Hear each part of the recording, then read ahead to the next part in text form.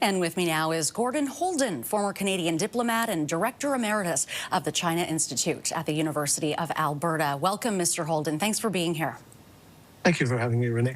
So your reaction to what is being called a landmark deal between Canada and China. What are the potential risks and the potential rewards, and do the rewards outweigh those risks? Well, I think you're quite correct to say that trade deals come with risks and potential rewards. But when we have a troubled trade relationship now with our neighbor to the south, which is responsible for the great majority of our trade, diversification is important.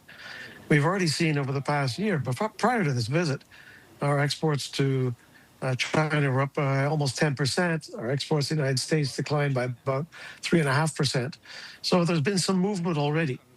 But my hope would be, and this is on the plus side, that this meeting of the two leaders will break the logjam and make a series of other ministerial, but also commercial, company-to-company deals open up as well.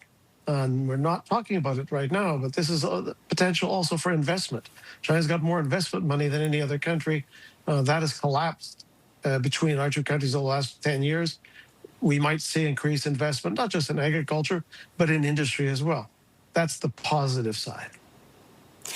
Now, as for the negatives, I mean, the U.S. trade rep warning yesterday Canada could come to regret this deal. Do you agree? Well, we're getting mixed messages from the United States right now. President Trump saying that he appears to be okay with it, but there will be those, just as there is in our own auto industry, who are unhappy at the prospect of China getting a space in in our automobile industry, and with the potential from American views, security risks. On the other hand, I would note that I would not be surprised to see President Trump cut a deal when he comes to China in April that would allow China into the U.S. auto market in some fashion, probably through opening up a plant at some point in the United States. I just don't think that we can, with uncertainty between Ottawa and Washington in terms of trade, that we can simply sit on our hands and wait and hope that all of the issues between us and the United States are resolved. I think it makes sense for us to strike first and cut deals on the possibility, maybe the probability, that our free trade agreement will be under stress for as long as Trump is president. Is there some possibility that Trump could cut a deal with China that could somehow undercut Canada's deal with China? There is that risk. And I think on the automotive side, he'd be capable of, Trump, let's say, allowing Chinese companies build factories in the United States, but not be open to whatever we might do in terms of similar agreements with Chinese auto manufacturers.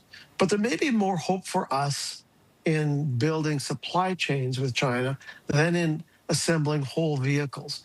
Canada's invested tremendous amount of money, including taxpayers' money, in the EV supply chain, batteries. We have some of the raw materials. We have the electrical